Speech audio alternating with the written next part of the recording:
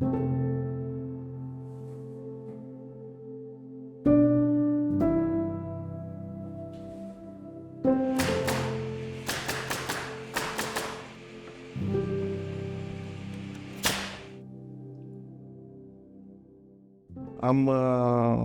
venit în această zonă în urmă cu 34 de ani și m-am simțit legat de aceste locuri din inima Bucovinei, în special datorat faptului că există un peisaj mirific aici și o bună conexiune cu această comunitate.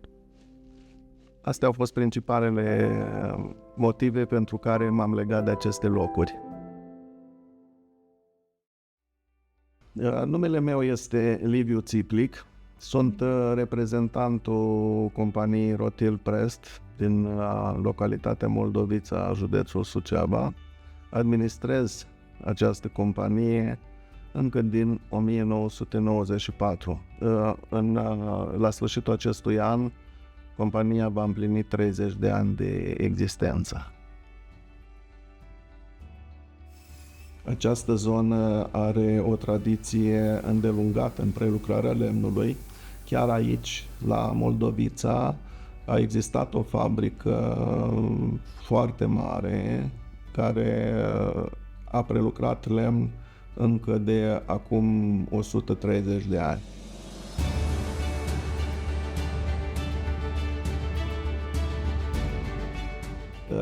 Am fost invitat la o întâlnire la Sibiu, unde am avut prima dată contact cu utilajele Wood-Mizer. Mi-am dorit să cumpăr un utilaj LT20 Wood-Mizer. A fost primul utilaj pe care l-am achiziționat. Am fost foarte mulțumit de el și nu numai de utilajul în sine, cât de relația cu serviciul. Tot timpul am avut un sprijin foarte bun, ceea ce este net superior față de alți furnizori de utilaje care nu asumă același sprijin după ce își vând utilajele.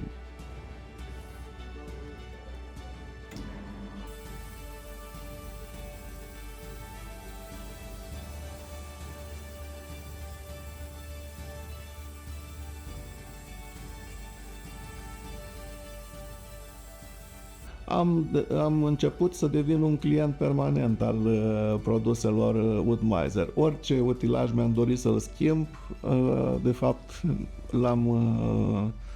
am apelat la firma Wood-Mizer. Alte utilaje care le folosim și nu sunt Wood-Mizer din cauza că Wood-Mizer nu le fabrică.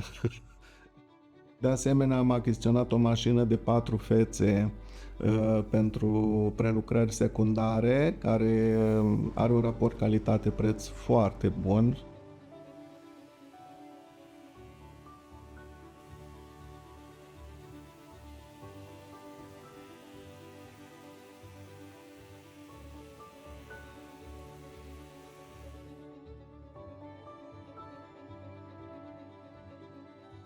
Mai avem interior achiziționat o multilamă cu 2 axe. Am folosit-o deseori pentru varii dimensiuni și pot să vă spun că funcționează peste așteptările mele și la calitatea produsului și la capacitatea ei de lucru. Iar după această multilamă am achiziționat un Mazik LT70 Heavy Duty, care e cea mai recentă achiziție. Cred că este încă în faza în care încă învățăm să-l folosim așa cum trebuie. Are o lună sau 2 de când l-am achiziționat, dar este generator de satisfacție. Am optat pentru varianta cu pânză mai lată de 50 de milimetri.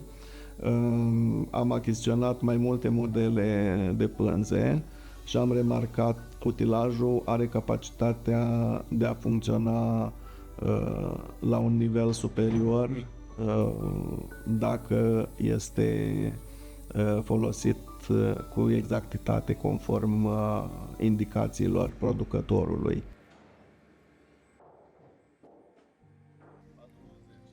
Sunt foarte încântat să remarc că Wood-Mizer produce o gamă largă de utilaje care pot să acopere atât prelucrarea primară cât și prelucrarea secundară și foarte bine poziționate pentru unitățile de dimensiunea în care sunt eu cotat. Producem ambalaje de toate felurile, preferăm cele nestandardizate, pentru că chiar dacă muncim la proiectarea lor mai mult, dar sunt oarecum mai bine plătite. Ambalajele standardizate au o concurență foarte mare în piață, ceea ce ne reduce posibilitățile de a crea o plusvaloare acceptabilă.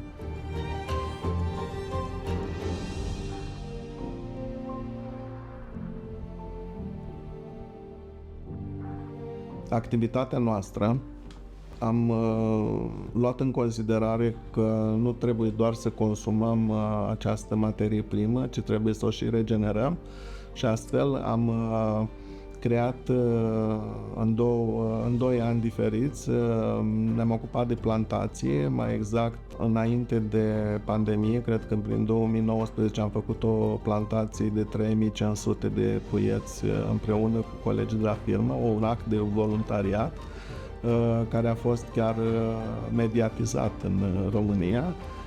Și ulterior, acum 2 ani, cred, da, am făcut împreună cu o mare companie care ne este și client, o altă acțiune la care au participat circa 140 de persoane și cred că atunci s-au plantat circa 7000 de puieți în zona noastră.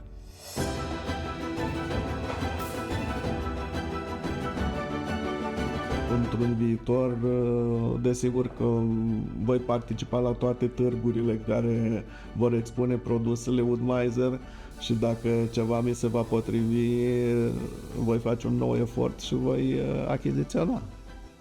Trebuie să fim permanent pregătiți pentru provocări interesante.